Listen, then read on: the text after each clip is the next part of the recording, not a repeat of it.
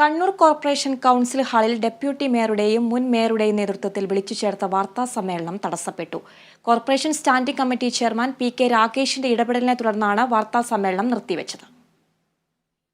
3 വർഷങ്ങൾക്കു ശേഷം advocate T O. Mohanan Kannur corporation mayor സ്ഥാനത്തു നിന്നും രാജിവെച്ച സാഹചര്യത്തിൽ CPIM ജില്ലാ സെക്രട്ടറി M.V. ജയരാജൻ കോർപ്പറേഷൻ കൗൺസിലിനെതിരെ കഴിഞ്ഞ ദിവസം വിമർശനവുമായി രംഗത്തു വന്നിരുന്നു. ഈ വിമർശനങ്ങൾക്ക് മറുപടി നൽകാനാണ് ഡെപ്യൂട്ടി മേയർ കെ. ഷബീനയുടെയും മുൻ മേയർ ടി.ഒ. മോഹനന്റെയും നേതൃത്വത്തിൽ വാർത്താ സമ്മേളനം വിളിച്ചു ചേർത്തത്. എന്നാൽ ക്ഷണമില്ലാതെ കൗൺസിൽ ഹാളിലേക്ക് പ്രവേശിച്ച standing committee chairman P K. Ragesh ഈ വാർത്താ സമ്മേളനം അസംബന്ധമാണെന്ന് ആരോപിച്ച് തടസ്സപ്പെടുത്തി. വളരെ അസംബന്ധമായ കാര്യമാണ് പറഞ്ഞിരിക്കുന്നത്. പിന്നെ ഈ യോഗം ഇവിടെ ഈ പത്രസമ്മേളനം വിളിച്ചു ചേർത്തിരിക്കുന്നത് കോർപ്പറേഷൻ്റെതാണെങ്കിൽ കോർപ്പറേഷന്റെ സ്റ്റാൻഡിംഗ് കമ്മിറ്റി ചെയർ ഇവർ മേയറാണ്, സ്റ്റാൻഡിംഗ് കമ്മിറ്റി ചെയർമാനാണ് ഞാൻ.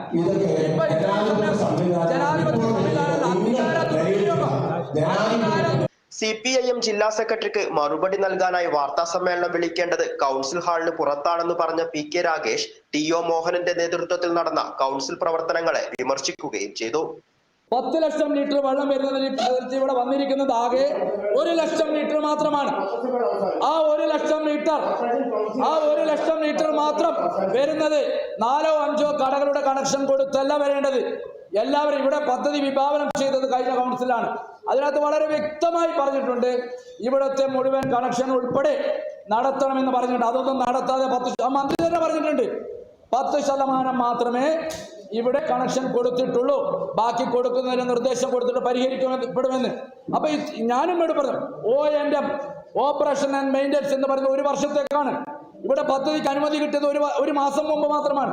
അപ്പൊ അത് പൂർത്തിയാവാതെ ഇത്രയും പെട്ടെന്ന് നടത്തേണ്ടതില്ല.